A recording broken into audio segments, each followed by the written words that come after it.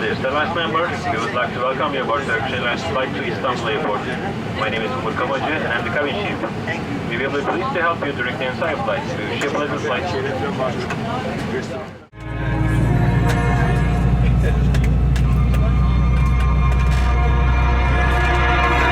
Ladies and gentlemen, welcome on board this Turkish Airlines flight. We would like to draw your attention to the safety information you need to follow during this flight.